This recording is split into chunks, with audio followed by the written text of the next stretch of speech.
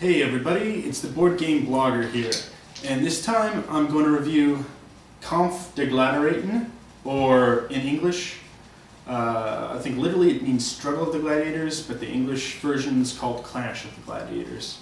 It's a big dice fest, so if you don't mind rolling dice and you don't mind a lot of luck, but you want to socialize, it's a really fun, quick game.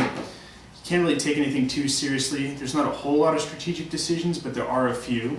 All the game takes place on this gladiator arena, and you play a gladiator team, and so do your opponents. There's also some wild animals thrown in the mix, and it's pretty fun. Why don't we take a look a little more closely at what's in the game.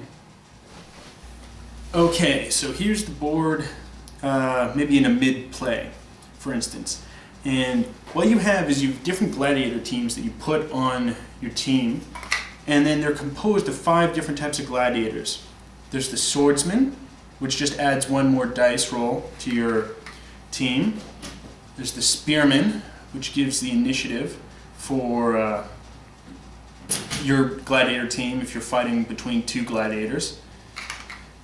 You've got the trident guy, which lets you re-roll your entire dice, but you have to stick with your second roll.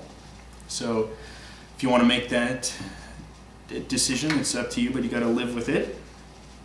There's the shield guy, which will block 1 small hit.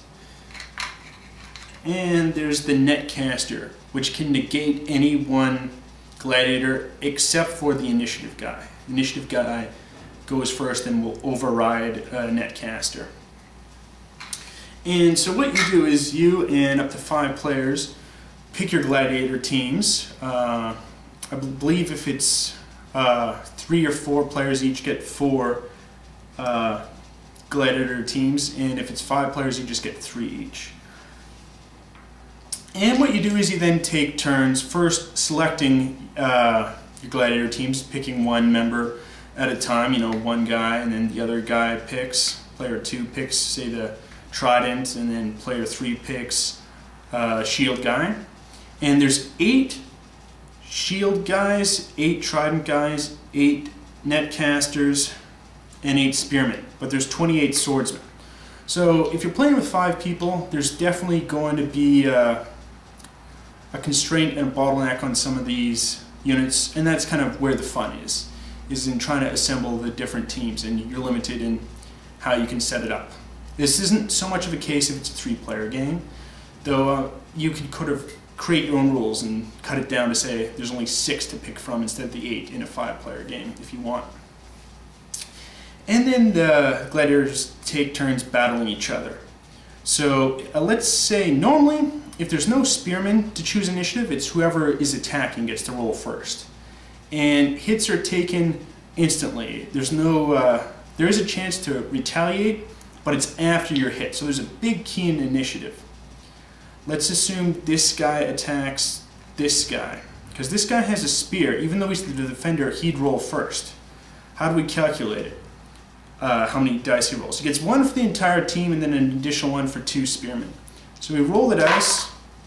This was 1 yellow hit. Because this player already has a yellow hit, he takes a second one and he's killed. The dice come in 3 blanks, 2 yellow hits, and an instant kill, which can't be blocked. The shield guys can block a single yellow.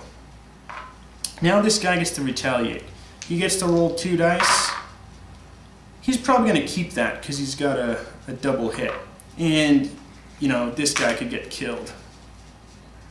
Though, because he does have the trident guy, he could choose to re-roll it. So it's just a fun dice fest, you know. A lot of it depends on the dice, though how you configure your gladiator team depends a lot. Unfortunately, someone could get knocked out really early on in the game if you're playing a 5-player game, and they're just there, you know, doing nothing. So as a house rule, we've sort of let people control the animals. There's also animals in the game, and when there's an open spot we throw in a new animal. The animal has 2 hit points, and then counts for 2 swords and 2 spearmen. So this guy's probably going to attack first with the initiative, and he's going to roll 2 dice. There's not an additional 1 for the animal like there is in a gladiator team.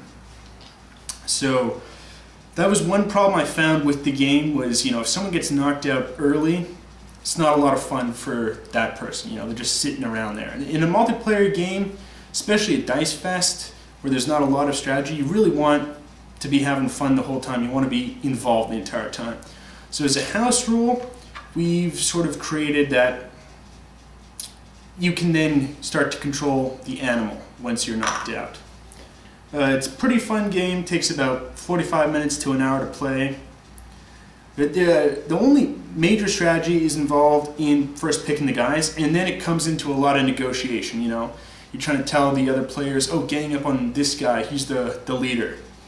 And so there's definitely not a runaway leader problem in this game, because people will turn on the leader. So part of it is, you know, you might want to act weak and meek initially, though even a leader can still beat everyone, even if they gang up with just good dice. So it's a fun, not in-depth game. It's by Reiner, Knizia. I would recommend it to people who want light games, you know, people who want to try and get their friends involved in just a quick game. Nothing too in-depth. It's easy to learn, pretty easy to master too, because it's just dice rolling. And yeah, that's all. And Reiner, Knizia, Clash of the Gladiators. Give it a try.